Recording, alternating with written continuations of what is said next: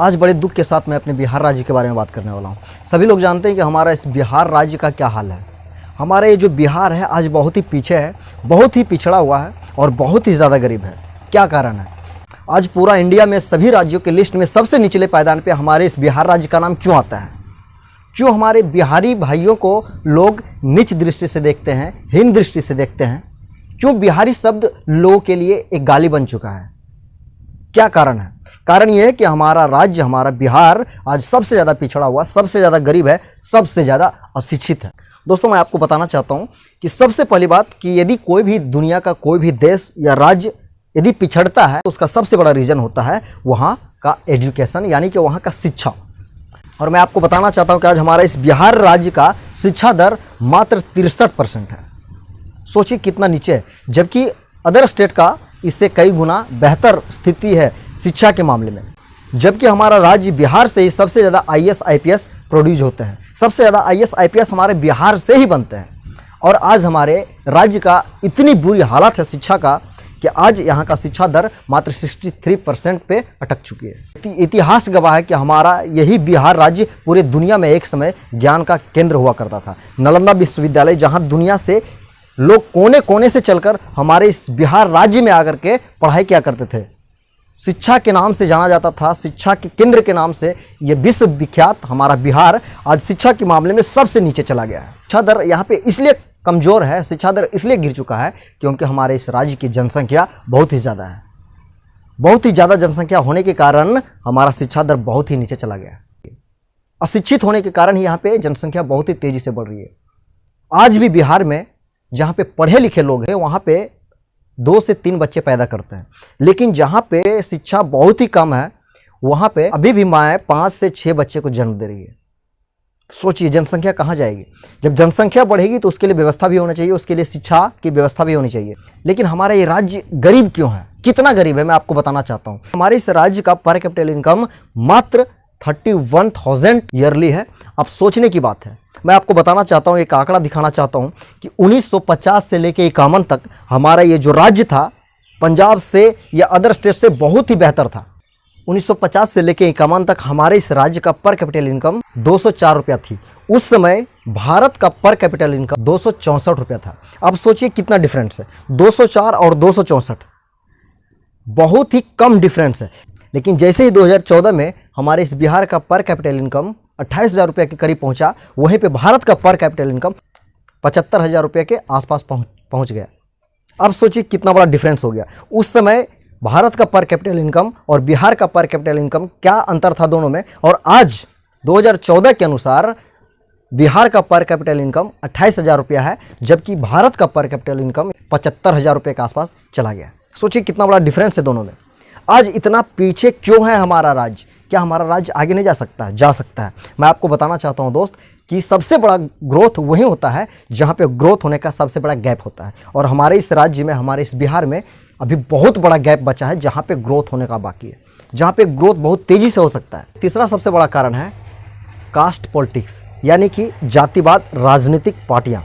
यानी कि हमारे इस बिहार राज्य में आज भी जो राजनीतिक पार्टियाँ हैं वो जातिवाद को लेकर ही मुद्दा बनाते हैं और उसी के ऊपर सिर्फ बातें की जाती है। विकास नाम का कोई चर्चा ही नहीं होता है यहाँ पे। डेवलपमेंट की तो कोई बात ही नहीं होती है। सिर्फ और सिर्फ यहाँ पे कास्ट की बातें होती है, अपनी अपनी जाति की बात होती है। और यहाँ के जो लोग हैं, यहाँ की जो जनता है, वो भी सिर्फ अपने कास्ट को वोट करते हैं। जबकि राजनीतिक पार्टियों वालों को भी सोचना चाहिए, यानी कि सरकार को भी सोचना चाहिए, राजनेताओं को भी सोचना चाहिए कि यदि खुशहाली राज्य में आएगी तो फ़ायदा सबका होगा। यानी यदि खुशहाली पूरे राज्य में होगी तो फ़ायदा सबका होगा, चाहे वो अपने कास्ट का हो या दूसरे कास्ट का हो, फ़ायदा सबका होगा। तो सबको सोचना चाहिए और सबके लिए सोचना चाहिए। मैं आपको बताना चाहता हूँ कि 1991 में जब पूरे देश में, जब सभी राज्य में लिबरलाइजेशन की बातें हो रही थी, जहाँ पे सभी राज्य अपने अपने राज्यों में फॉरेन इन्वेस्टमेंट की बातें कर रहे थे, जहाँ पे सभी राज्य अपने अपने राज्यों में बड़े बड़े इंडस्ट्री, फैक्ट्रियों लगाने की बातें कर रहे थे, उस समय बिहार के जो राजनेताएँ थे वो सिर्फ कास्ट के ऊपर बातें कर रहे थे, जातिवाद के ऊपर चर्चा हो रही थी, सिर्फ एक दूसरे को गिराने, उलझाने, एक दूसरे को नीच और ऊंच दिखाने में लगे हुए थे। और आज भी यहाँ का यही स्थिति है, जिसके कारण आज हमारे इस राज्य में ना तो कोई बड़ा इंडस्ट्री है और ना ही कोई बड़ा कॉरपोरेट है।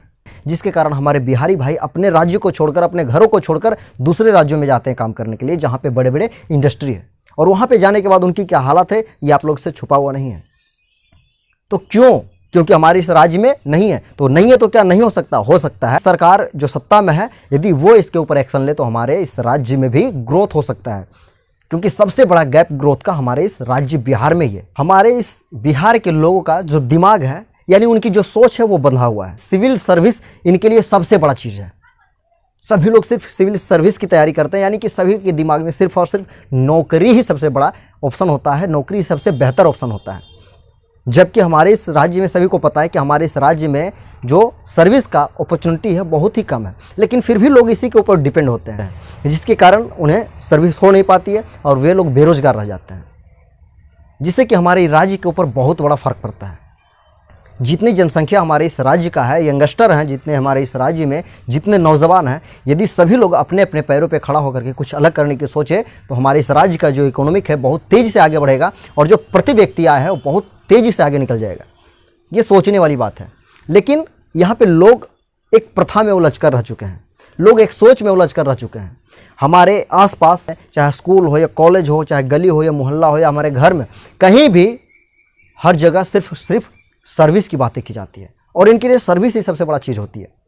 यहाँ पे पहले बहुत बड़े बड़े मिल हुआ करते थे, चाहे चीनी का मिल हो या फिर सूती कपड़े का उद्योग हो। यहाँ पे बहुत सारे ऐसे उद्योग हुआ करते थे पहले। इस बिहार राज्य में पहले लघु उद्योग की शुरुआत हुआ था। लोग अपने अपने घरों में छोटे मोटे काम धंधे शुरू किए थे और लोग अपने अपने घरों में इस उद्योग के जरिए अच्छे इनकम कर पाते थे। उस समय हमारे जो बिहार राज्य का पर कैपिटल इनकम था, यानी कि जो प्रति व्यक्ति आय था, वो बहुत ही बेहतर था। लेकिन आज वो सिर्फ वहीं पे सिमट कर रह गया, वहीं तक सीमित रह गया, उसे और आगे नहीं बढ़ाया गया, यानी कि उसे डेवलप नहीं किया गया। जबकि अदर राज्यों में आज बड़े बड़े इंडस्ट्री हैं, बड़े बड़े कॉरपोरेट हैं, जहाँ पे बहुत सारे वर्कर्स को काम करने की अपॉर्चुनिटी पैदा करते हैं और वहाँ के लोग वहाँ पे अच्छे इनकम कर पाते हैं। लेकिन हमारे इस बिहार राज्य में काम करने की अपॉर्चुनिटी है ही नहीं। लेकिन अपॉर्चुनिटी पैदा किया जा सकता है और बहुत ही बड़ा अपॉर्चुनिटी होगी हमारे इस बिहार राज्य के लिए, यदि यहाँ की सत्ता की सरकार सोचे, यदि यहाँ की जनता की जो माइंडसेट है, वो माइंडसेट जो क्लोज है, जो बंधी हुई सोच है, यदि वो खोल कर सोचे और कुछ बड़ा करने की सोचे तो हो सकता है हमारे राज्य में भी एक अच्छा विकास का रास्ता बनेगा और बहुत ही तेज़ी से हमारा ये बिहार राज्य विकास करेगा।